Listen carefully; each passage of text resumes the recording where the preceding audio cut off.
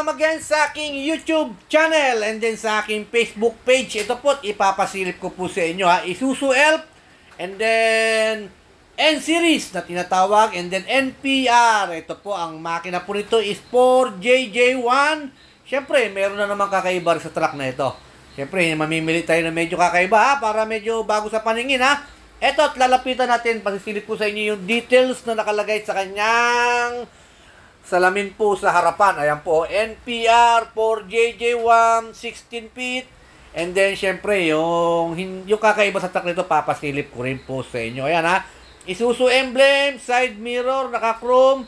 Side panel niya, chrome. And then, ayan po, pakita bumper naman niya. Stainless ha, naka-Isuzu emblem din siya ha. Napakasariwa po ng truck, napakaganda po ng truck. Lalo pag nakita nyo ng personal ha, maganda po ha.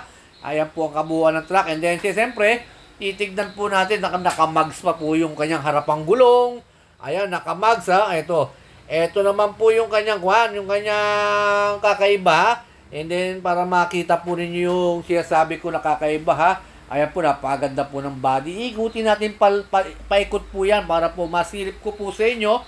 Kabilang gulong, nakamags. Ito po kakaiba, naka-molly type. Opo, naka-molly type ha. Halos karamihan po sa mga Elf ha, mga naka-suspension yung harap ha, o torsion kung tinatawag ha.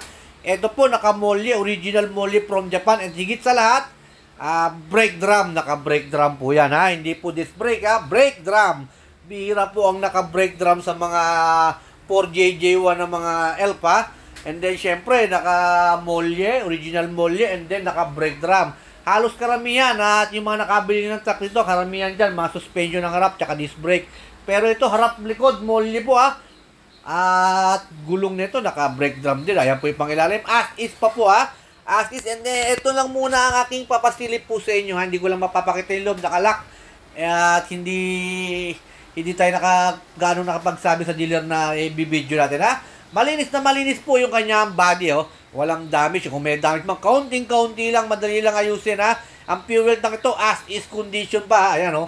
Kita nyo naman, pang ilalim, as is ha. 16 feet po na Isuzu Elf to ha. Freezer van. Naka-mags, naka-brake drum, naka-molye. And then higit sa lahat, pag nabili nyo, iparimap nyo na rin para wala nang problema. And then once again po, maraming salamat po sa nanonood sa aking YouTube channel at sa Facebook page. Tawag-tawag na lang po kayo sa akin para ma-update po kayo sa lahat ng video ng aking mga i-upload. Para malaman po rin yung mga price nyo, mga estimate price. Estimate price lang ang sasabihin ko po sa inyo dahil hindi po tayo ang dealer. Maraming salamat po again.